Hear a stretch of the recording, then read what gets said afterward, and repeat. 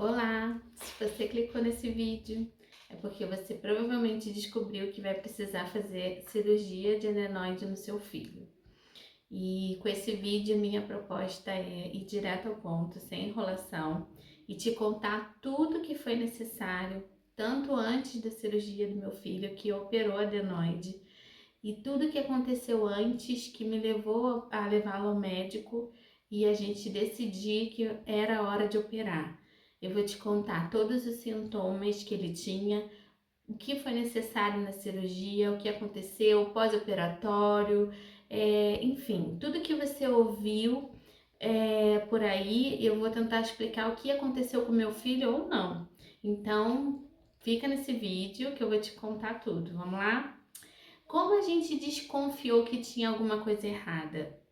Nós percebemos, primeira coisa que a gente percebeu foi o sono. O sono dele, do meu filho, o sono do Estevão, o nome do meu filho é Estevão, era muito agitado. O sono dele era muito interrompido. Eu tenho até vídeo aqui no canal, vou deixar aqui nos cards, sobre terror noturno. Ele também tinha muito terror noturno. E lá nesse vídeo eu explico tudo sobre isso, mas voltando, o sono dele era muito agitado.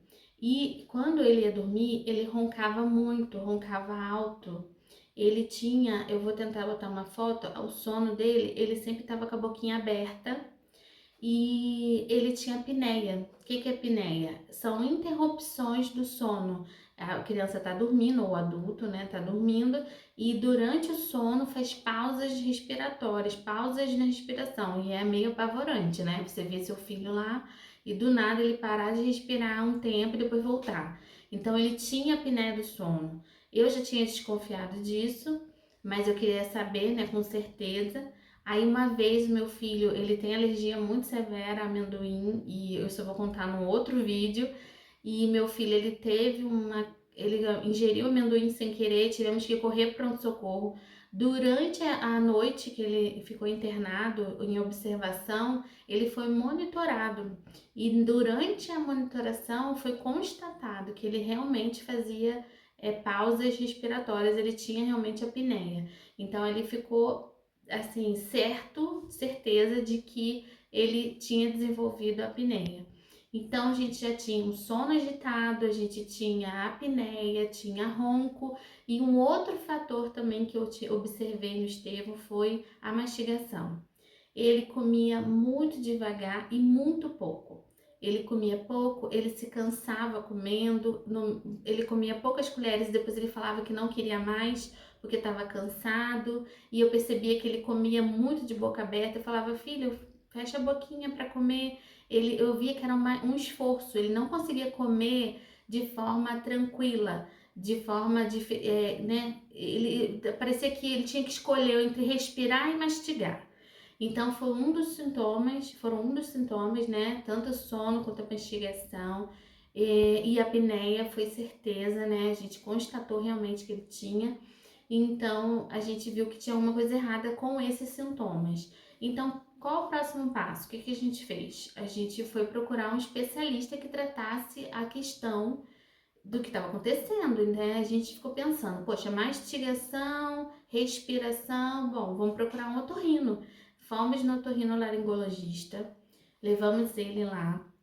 O otorrino viu, né, todas as nossas queixas e pediu alguns exames. De pronto, ele pediu raio-x dos seios da face.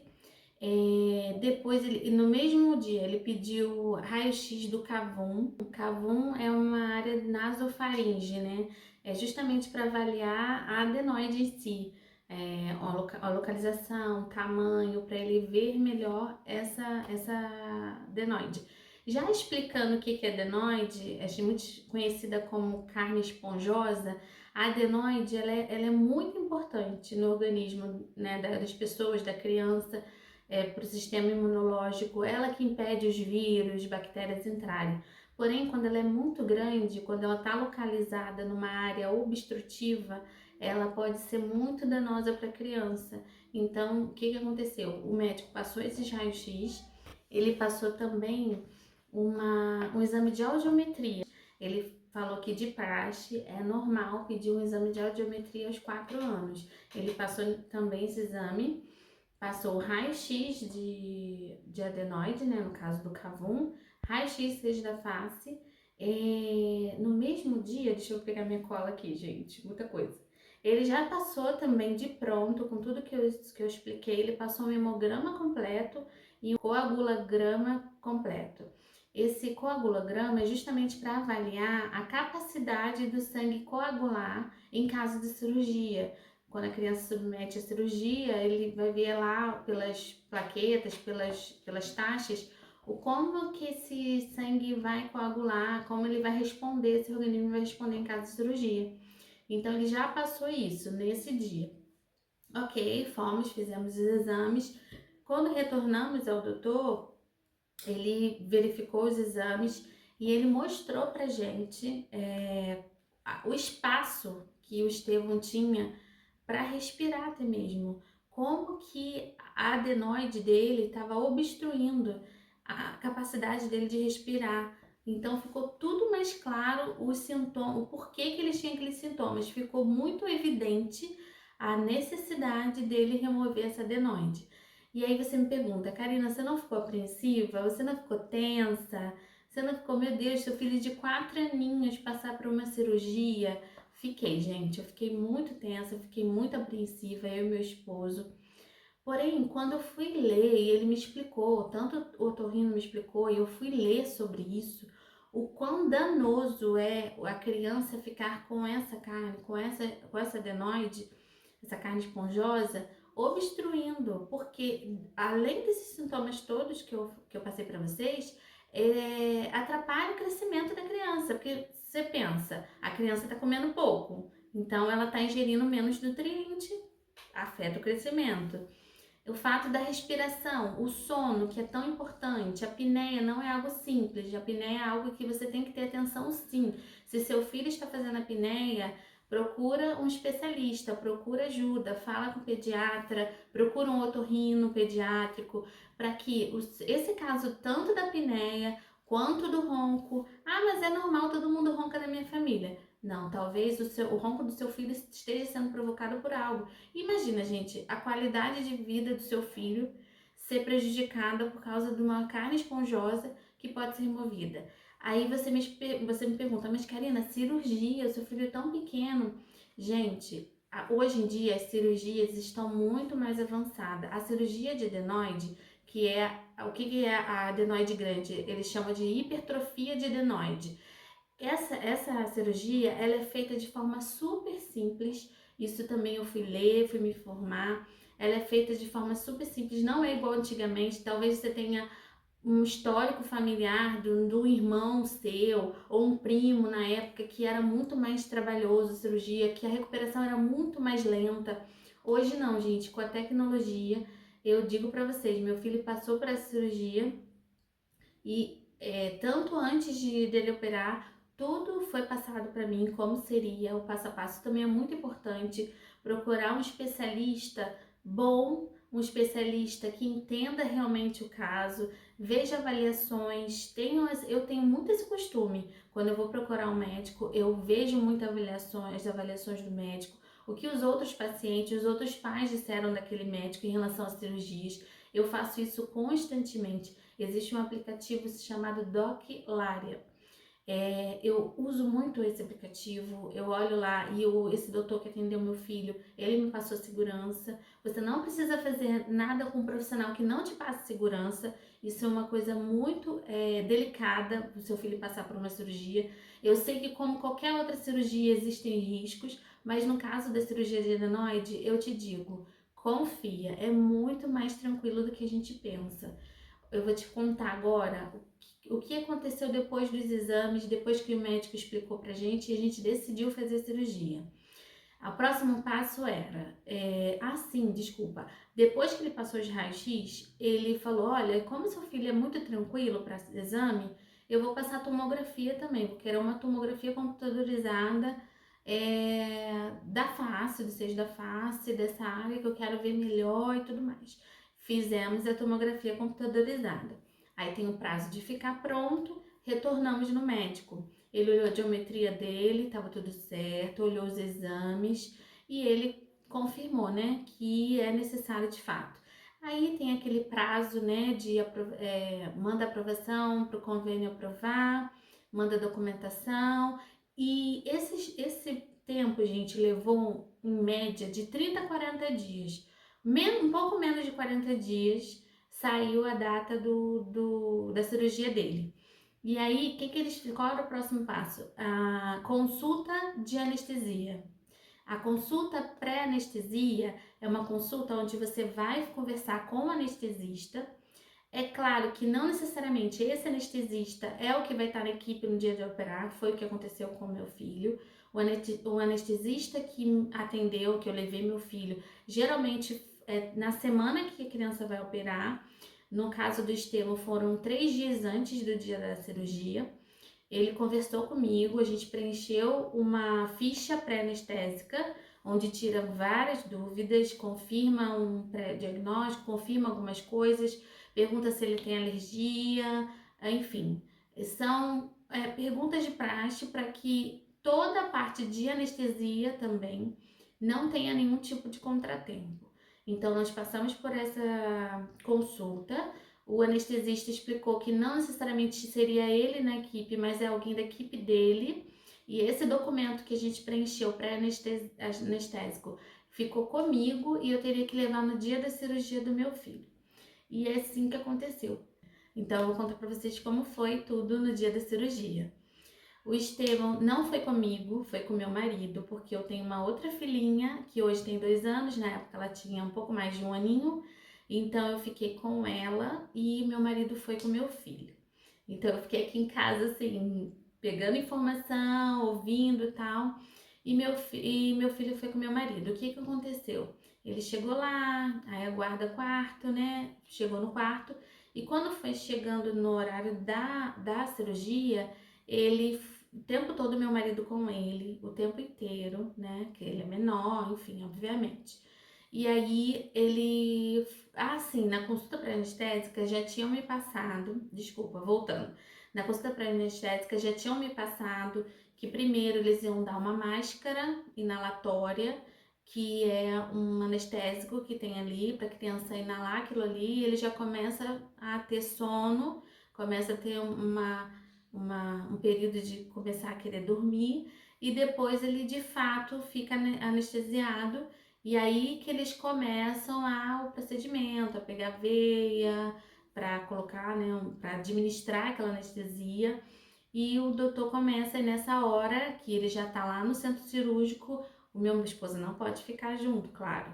E toda a cirurgia correu muito bem, o tempo foi mais ou menos uns 40 minutos, demorou até um pouquinho mais, porque geralmente é 30 minutos de cirurgia, e ele correu tudo bem. Ele demorou também porque ele vai para uma outra sala que é pós-anestésica.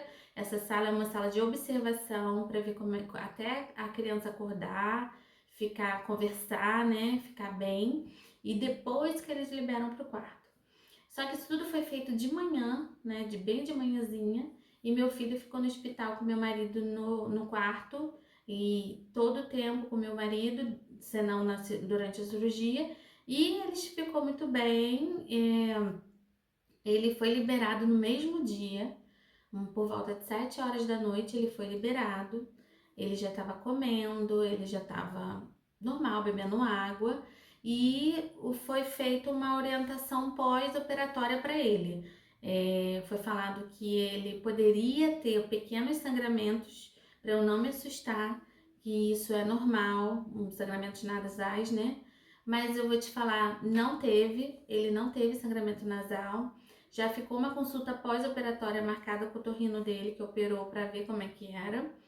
Ele disse, aí foi um desafio, gente, que ele não poderia fazer brincadeiras de pulo, de se jogar, pelo menos por uma semana, porque ele deu um atestado escolar para o meu filho, para ele, né, se afastar das atividades escolares por uma semana, e ele disse, olha, tenta fazer com que ele não pule, gente, é muito difícil. Acho que o maior desafio de toda essa parte de operar foi manter uma criança de 4 anos, cheia de energia, quieta, sem pular, sem estripulia. E tinha hora que eu olhava pro sofá, depois de 3, 4 dias de operado, ele já estava fazendo cambalhota, e eu ficava, meu filho, pelo amor de Deus, não pode.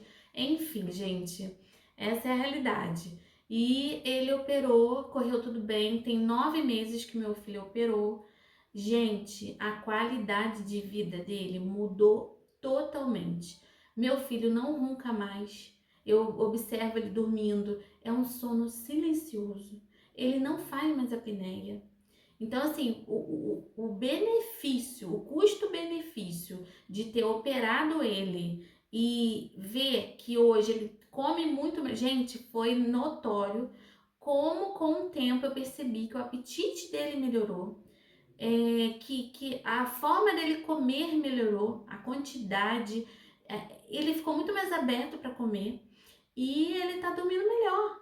Então, assim, eu digo isso porque eu sei que é muito difícil você pensar que seu filho vai passar por uma cirurgia, principalmente se você for uma mãe como eu, super protetora. Mas é muito importante a gente colocar na balança o quanto isso vai fazer bem para o seu filho, o quanto isso pode ser relevante na qualidade de vida do seu filho. Então, gente, sim, muita gente me pergunta, Karina, você sabe se tem uma idade certa para operar? Será que eu já passei muito? Meu filho tem 7, meu filho tem 6. Ah, meu filho é muito bebezinho, ele tem 1 ano, 2 anos. Gente, é o seguinte, o que eu sei não existe idade certa para operar. Existe uma idade boa, no caso assim, que os pais fiquem mais tranquilos, né? Que é a partir de 3, 4 anos. Mas eu tenho casos que bebezinhos, muitas vezes com 1, 2 anos, que tem uma carne esponjosa tão mal localizada, tão grande, que acaba obstruindo até o canal auditivo. Então eu já vi relatos de médicos que tiveram que operar bebezinhos. Por quê? Porque é muito sério, né? Você imagina, tá afetando a audição do bebê. E há outros casos também, então pode acontecer. Então isso tudo tem que ser passado pelo especialista para avaliar a necessidade dessa cirurgia. Existem casos que não tem tanto risco assim, que o médico prefere orientar a guardar a criança fazer 3 anos. O meu filho tinha exatamente 4 anos e 5 meses quando operou. E foi ok, foi uma idade que a gente já estava conversando com ele, talvez até seja bom que a criança esteja nessa idade. Você já está conversando com a criança, você já está explicando, tudo aqui em casa a gente explica, ó, você vai passar por isso, você vai, até para a criança não se assustar quando vier os processos. Então isso é muito também uma boa recomendação. Converse com o seu filho, não aterrorize, não faça. Eu vejo muito pai e mãe que faz terrorismo, né? Ah, você não quer fazer tal coisa? Não, vou te levar no médico. Gente, não faz isso. Ah, você não quer fazer tal coisa? Não, vou te levar no dentista. Gente, sem a gente perceber quando a gente faz isso, a gente coloca esses profissionais como monstros para criança, como algo aterrorizante, como algo assustador, criando medos na criança. Então, assim, não faça isso. Se seu filho não quer fazer algo, tenta ensinar de outras formas, mas não ameace que vai levar no médico, que vai levar para uma cirurgia, que vai levar para um dentista, porque você não está ajudando. Quando chegar a hora de ir para o médico, quando chegar a hora de ir para um dentista, ele vai ficar cheio de medo. Se a gente adulto já acha aquelas maquininhas barulhentas do dentista já, ai meu Deus, imagina a criança que não entende esse mundo que a gente entende. Então, é isso, gente. Eu espero que tenha falado tudo. Eu espero que eu tenha tirado as principais dúvidas de você como pai e mãe. Meu relato foi esse. Foi positivo, foi necessário e eu colhi bons frutos. Temos colhido bons frutos com meu filho, a qualidade de vida melhorou e eu achei muito importante e necessário. Então, eu espero que esse vídeo tenha ajudado você. Eu espero que você tenha ficado um pouco mais tranquila, mas conversa com seu médico, conversa com o pediatra do seu filho, conversa com o otorrino, passa por todos esses exames que são necessários para realmente ter uma certeza de que é necessário operar. E se foi o diagnóstico, fica tranquilo, fica tranquila, porque é tranquilo. É claro, você vai estar lá, você vai estar perto, vai ver como é que, né, vão proceder com o seu filho, Mas não fique com medo, porque de fato o custo-benefício é muito grande e a medicina ela avançou muito, sabe? Então é isso, gente. Espero que tenha gostado do vídeo, espero que tenha ajudado você. Se você gostou, por favor, deixa o seu like, se inscreve no meu canal, que eu vou tentar sempre trazer novidades, trazer informações, coisas que podem muito ajudar vocês, tá bom? Até o próximo vídeo. Tchau, tchau!